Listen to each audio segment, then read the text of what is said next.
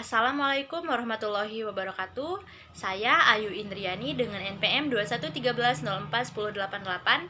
Di sini saya akan mempraktikkan video keterampilan dasar mengajar, yaitu membelajarkan kelompok kecil dan perorangan. Selamat menyaksikan. Assalamualaikum.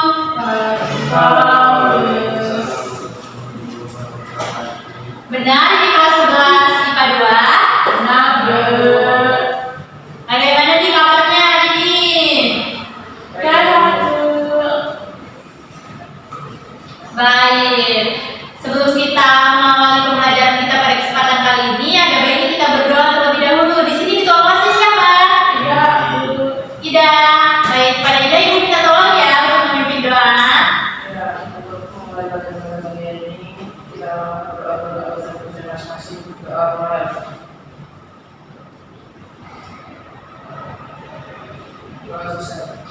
Baik, terima kasih kepada ketua kelas yang sudah membantu ibu untuk memandu doa kita pada pagi hari ini. Di sini ada yang masuk semua atau ada yang sakit? Ada yang sakit, Bu. Baik, ibu absen saja ya. Ayu, Bu. ayo apa kabarnya? Baik, Bu. Udah sarapan belum kalau mas? Udah tadi, Bu. Alhamdulillah, bagus. Alvin, Hadir, Bu. Alvin apa kabarnya? Baik, Bu. Udah sarapan? Sudah, Bu. Sarapan pakai apa Alvin? Nasi goreng, Bu. Oh, ya nasi goreng, enak tuh. Bina, Hadir, Bu. kalau Bina? Habis makan pakai sayur apa?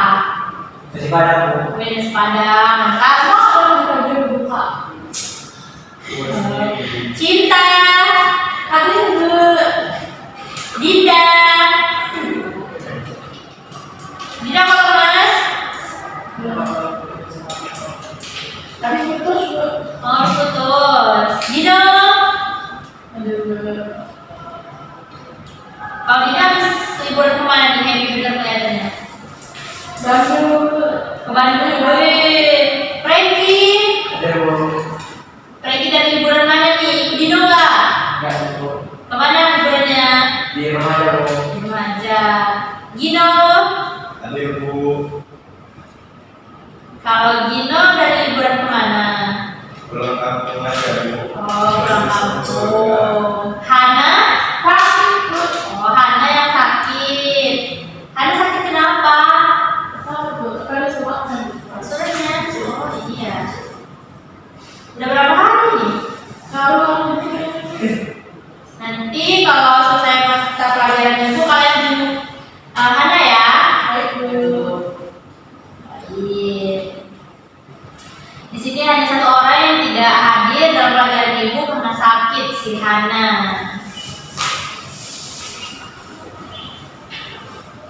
Baik anak-anak, sepertinya kalian lemas. Jadi kita akan berdiri terlebih dahulu, kita aktifin. Atur jaraknya ya, kita membutuhkan jarak yang luas. Kita akan ice breaking yaitu kembang kuncup. Di sini ada yang tahu apa itu kembang kuncup? Belum tahu, Bu. Nah, jadi ibu contohkan ya, kalau kembang dia seperti ini, tangannya, kalau kuncup dia seperti ini. Kalian ikutkan instruksi yang ibu ucapkan, oke? Baik, Bu. Baik, Bu. Baik, ibu mulai ya. Kembang, kuncup, kuncup, kembang, kembang, kuncup, kuncup. Ah,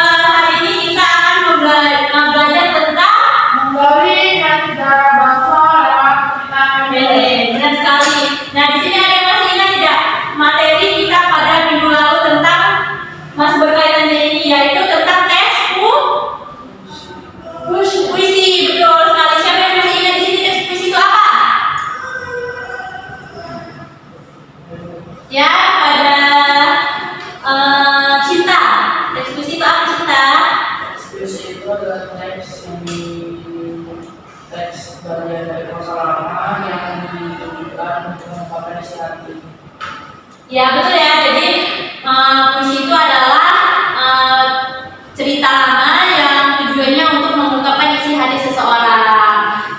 Puisi itu masih ada kaitannya dengan materi kita hari ini, yaitu cerita pendek atau cerpen. Nah, sebelum kita masuk ke dalam materi tentang cerpen ini, kalian pasti sudah ada yang tahu apa itu cerpen. Nah, selanjutnya kita akan mempelajari materi tersebut. Baik anak-anak, jadi kesempatan kali ini seperti yang dikatakan tadi, ada kaitannya dengan teks puisi, yaitu kita belajar tentang teks cerpen. Judul panjangnya menggali nilai sejarah bangsa lewat cerita pendek, atau yang sering kita sebut cerpen. Nah, di sini ada yang tahu apa itu cerpen? Alvin atau yang lainnya ada yang tahu cerpen itu apa? Ya, pada Gina silakan. Cerpen itu merupakan cerita yang membangun kita belajar dan ceritanya mengumpulkan 5-10 lembar, hanya dibuat menjadi 1-3 lembar. Ya, jadi cerpen itu adalah cerita yang ceritanya pendek gitu ya. Ya, kalau menurut pendapat Alvin, cerpen itu apa? Sama. Sama, baik Ibu jelaskan ya. Kita masuk ke materi.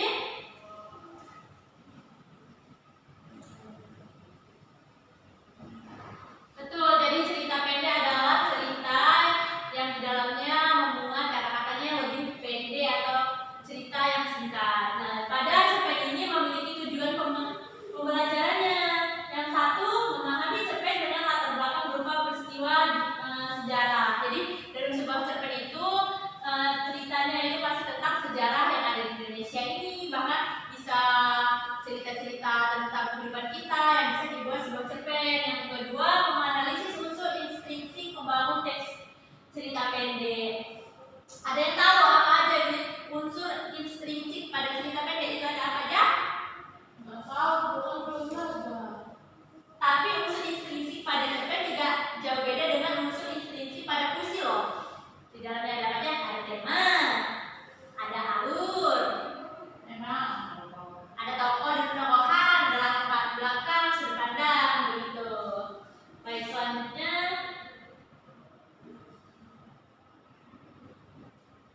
Nah, sebelum kita selanjutnya, ini dari tujuan tersebut kita mau masuk pada pengertiannya. Ada yang bisa membantu Ibu untuk membacakan?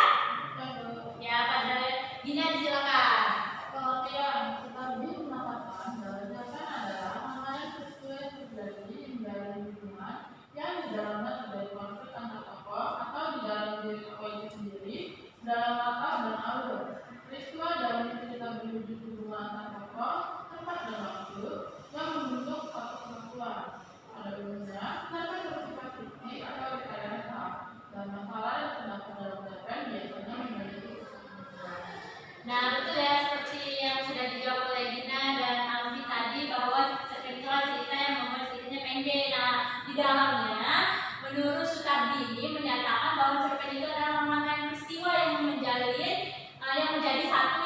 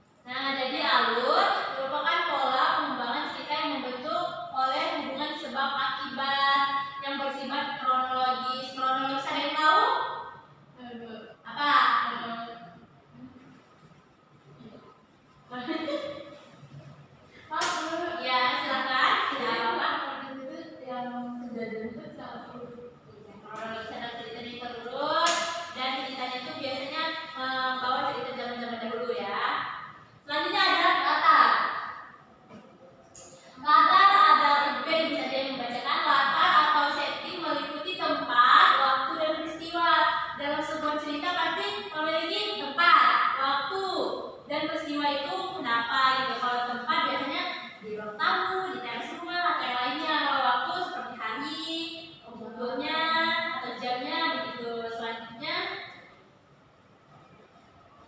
masih unsur intrinsik yang selanjutnya adalah gaya bahasa.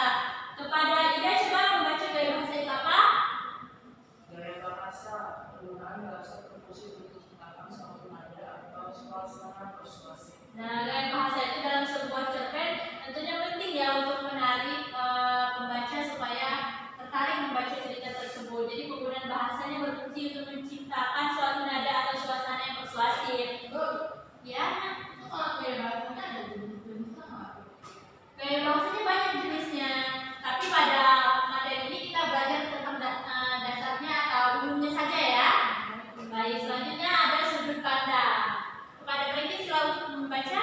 Sudut pandang merupakan strategi yang digunakan oleh pengarang cerpen untuk Menyampaikan ceritanya. Jadi sudut pandang itu merupakan strategi yang digunakan oleh pengarang untuk menyampaikan ceritanya.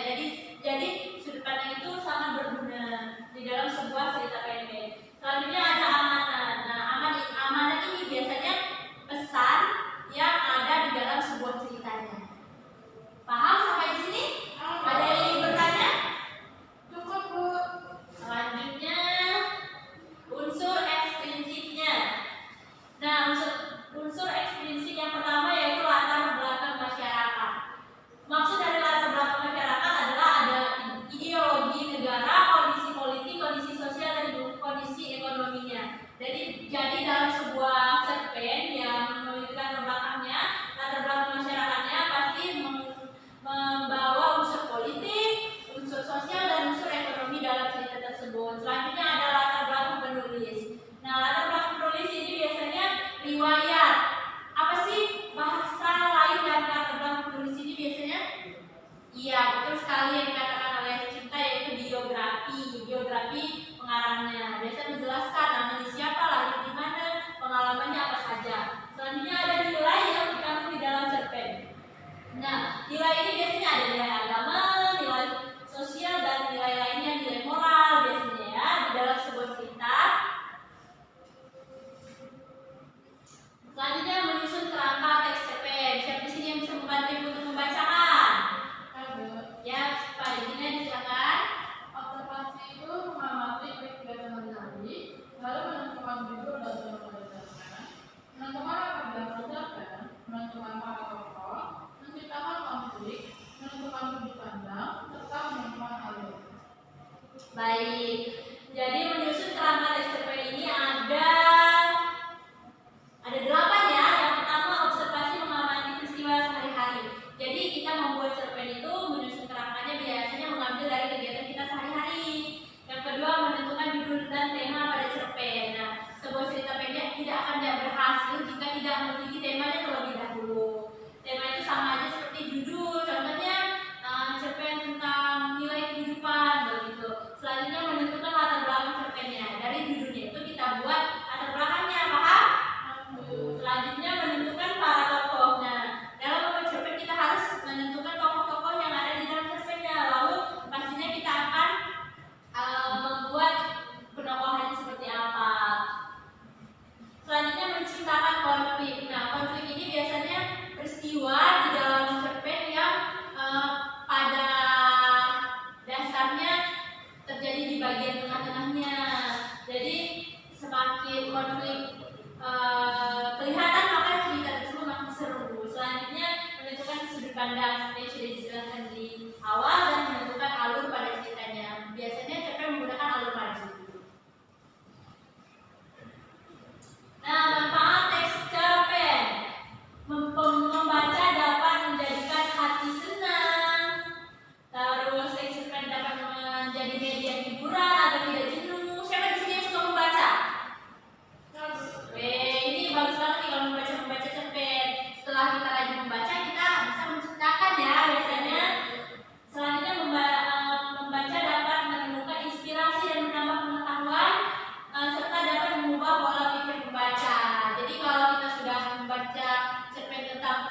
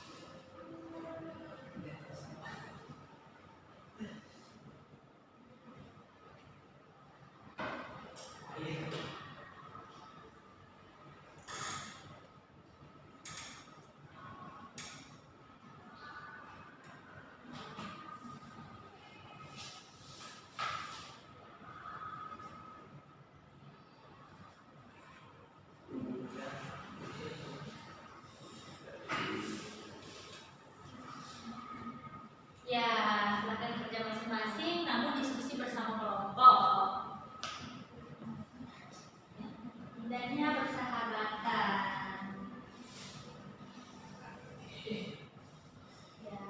Ya,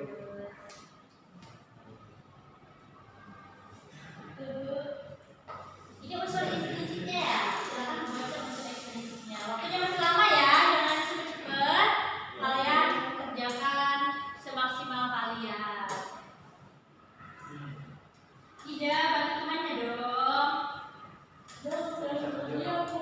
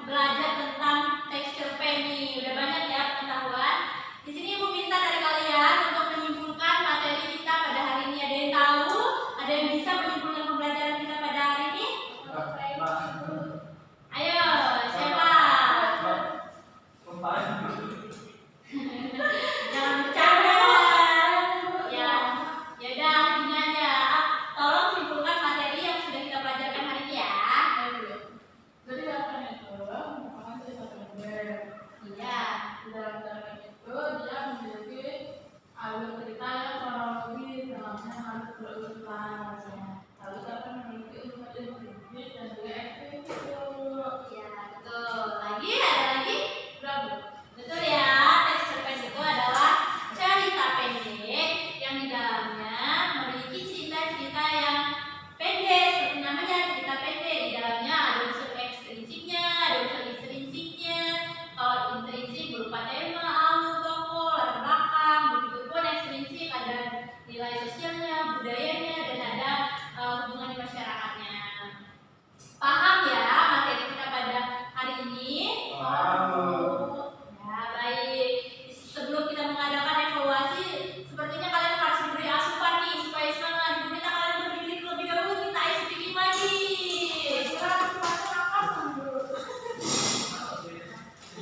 Kita ice breaking terlebih dahulu. Ice breakingnya yaitu tepuk berpola. Kamu belum makan dulu. Udah tahu apa itu tepuk berpola? Belum. Ibu contohkan ya, tepuk berpola adalah tepuk yang dilakukan. Contohnya seperti ini, tepuk berpola 1, tepuk tangan 1 kali. Tepuk berpola 2, tepuk tangan 2 kali. Ikut sampai selanjutnya, oke? Nah, pada kesempatan kali ini, Ibu akan memulai dari tepuk berpola 3 kali. Ya, tepuk berpola 3 kali 2 kali. Ya, fokus. Tepuk berpola 5 kali. Tepuk berpola 1 kali 4 kali. Ya, paham ya? Oh, masih belum fokus. Ayo kita mulai sekali lagi. Tepuk berpola 2 kali, 1 kali. Ya, fokus. Kita lanjut ke tepuk berpola. Kita lanjut lagi. Tepuk berpola 3 kali 2 kali. Ya, selanjutnya Ibu masih ada satu ice breaking lagi nih, yaitu kembang kuncup. Yang tadi ya. Ya, masih seperti yang tadi ya, kembang kuncup. Harus satu jarak. Kamu tuh mau belakang, bukan kanan. Ya, ikuti instruksi yang Ibu ucapkan ya. Kembang, Kurang. kuncup, kuncup, kembang, kembang, kuncup, kuncup, kembang. Ya, baik. Baik anak-anak, karena kalian sudah semangat lagi, semangat kan? Nah, Ibu ada tugas, tapi tugasnya nggak dikerjakan di sini, tugasnya buat PR di rumah. Ayo tulis identitas kalian terlebih dahulu.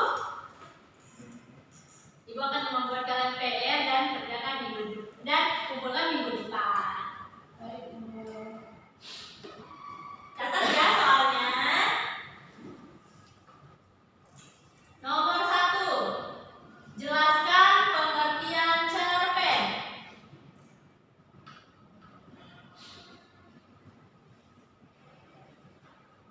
Nomor 2, sebutkan dan jelaskan unsur intrinsik dan ekstrinsik pada cerpen.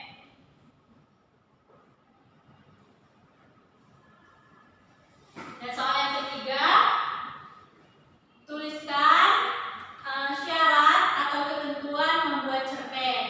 Sudah? Baik, jadi tugas-tugas itu adalah tugas pekerjaan rumah kalian, tugas PR kalian minggu depan bawa, oke? Baik, baik. Karena kalian sudah menyimpulkan dan sudah Ibu beri evaluasi juga, maka berakhir juga pembelajaran kita pada kesempatan kali ini. Ibu ucapkan terima kasih karena sudah setia dalam pembelajaran Ibu. Ibu akhiri. Assalamualaikum warahmatullahi wabarakatuh. Saya Ida Irma Diketiasi dengan NPM 211304138. Di sini saya bertugas sebagai observer lisan dari Saudari Ayu Indriani yang mempraktikkan keterampilan mengajar, yakni keterampilan memimpin diskusi kelompok kecil dan perorangan. Untuk penyampaian Ayu Indriani secara keseluruhan ketika ia mempraktikkannya itu sangat bagus dan ada beberapa catatan. Yang pertama adalah penggunaan salindia yang di beberapa slide-nya ada menggunakan tulisannya kecil sehingga susah dibaca. Mungkin itu saja dari saya dan terima kasih. Saya mohon maaf. Sekian video praktik dari saya ucapkan terima kasih. Saya akhiri. Wassalamualaikum warahmatullahi wabarakatuh.